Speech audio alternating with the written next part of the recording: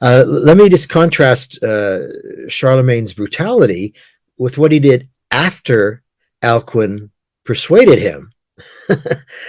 um, all the body count was mounting, but he did change his mind on the basis of what Alcuin, the scholar, had written him. So Charlemagne backtracked on his forced conversions policy and never wanted to do anything by halves. This is the way Glenn Scrivener puts it. He threw himself into this new venture now of education. The man who would be crowned Augustus became an educationalist. If persuasion was going to be the true weapon of the Christian ruler, then Charlemagne was going to be the best at it. He was just that kind of a guy. And so they raised up armies of scholars and to raise up new armies of new learners. And so he was zealous in what he was doing. Without this education, he thought they're doomed. And so we need to educate them. So I can just see this, how it plays out. Charlemagne goes, you know what? You're right. So he goes out and starts talking to all the people that have been chopping off heads for him and says, change of plans. We're now teachers. Drop your swords. Here's some books, but I can't read. Don't worry about it. We're just going to teach.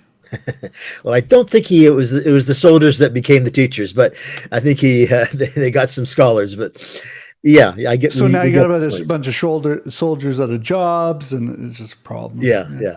I'm getting too many Monty Python scenes popping up in my head now as we talk about this.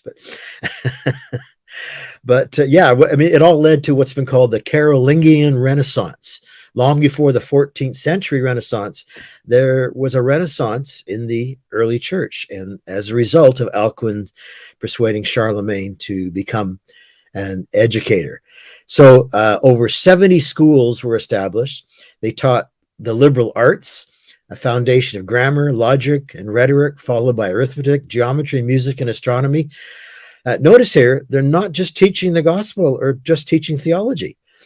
In fact, some could opt for medicine or law or theology to more advanced degrees, but those earlier topics were the foundation that everybody learned at the beginning. And they weren't limited just to scripture or even Christian authors. It included Plato, Aristotle, Galen, Pliny the Elder, Horace, Cicero, Seneca, Virgil, Livy, Ovid, and about 60 other ancient authors. During the 8th and 9th centuries, it's been estimated that perhaps 50,000 books were copied and produced from across the breadth of those ancient authors.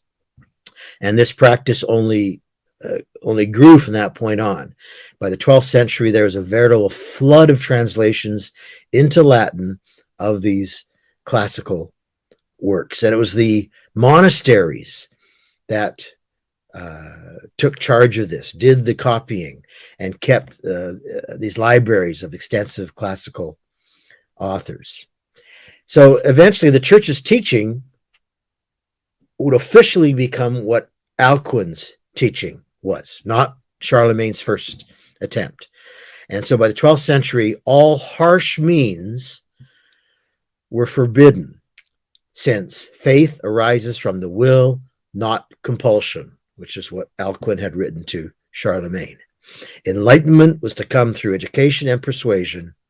And so Charlemagne's violence, that was real and barbaric, proved to be the exception, not the rule. And this whole idea of persuasion rather than force is a theme that I noticed as I was reading the history. This is just one example here with Charlemagne. But it's the emphasis coming to the fore over and over again that persuasion is the way that works here.